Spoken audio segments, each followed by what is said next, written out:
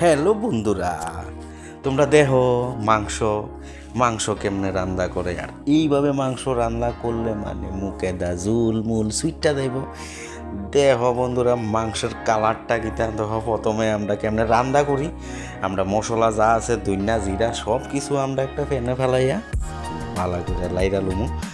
Lyra সেইরা আমরা একটা বাড়িতে রাখুম, আর সাথে আমরা শুকনা মরিচ দিম। না দিলে একটু জাল না হইলে মাংস স্বাদ হয় না। আমরা সব কিছু মশলা একলগে লমু, সাথে আমরা কয়েক কোয়া রসুন আমরা সাইজা ভালো করে একটু প্যানে বাজ্জা একসাথে লইয়া আমরা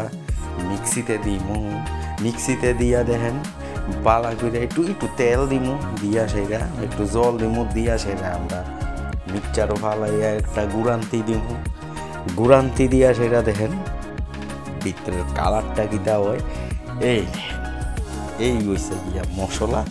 আর এইভাবে যদি আমরা মাংস রান্ধি লেয়া ফুচ্চা থাল মাল চারটা মাইটটা সব খাইয়া নেবেন। এই দেখেন এইভাবে বালা করে কষলাইয়া নেবেন।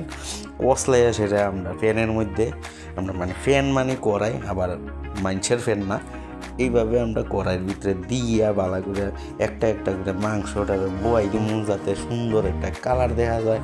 আর কালার দেখা যায় এইভাবে আমরা ফুলডাইয়া দিব। এই দেখো এইভাবে আমরা উল্টাইয়া দিব, ভালো করে একটু ভাজ্জা লুমু মাংসটারে প্রথমে, তাহলে মাংসের স্বাদ গেলুম দ্বিগুণ বাইরা যায়। এইভাবে আমরা উড়াইয়া সেইরা আমরা তেল কত ঘি দিয়া সেইরা এই দেখো আমরা যে ফেস্ট করে রাখছি মশলাটা ভালো করে একটু লাইরা লুমু। এই ঘিটার মধ্যে লাললে যখন ভালো করে মশলাটা ভাজা হইব, তার মধ্যে থেকে তেল ছাড়লে দেখবেন কি সুন্দর একটা কালার। এই কালারটার মধ্যে আমরা কত লবণ দিব, কারণ লবণ ছাড়া তো সব কিছু আন্না লাগে, খাইতে ভালো লাগে না। তারপরে আমরা কত চিনি দিব, যাতে মুখও একটু স্বাদ লাগে। আর চিনি দিয়া ভালো করে লাললে দেখবেন একটা কালার খুব সুন্দর আইয়ে। তারপরে আমরা মাংসটা দিব, মাংস দিয়ে তার লগে জল দিয়ে সেটা একটু গুতাইয়া লাড়া দিব। এই দেখেন কি সুন্দর একটা কালার আইছে।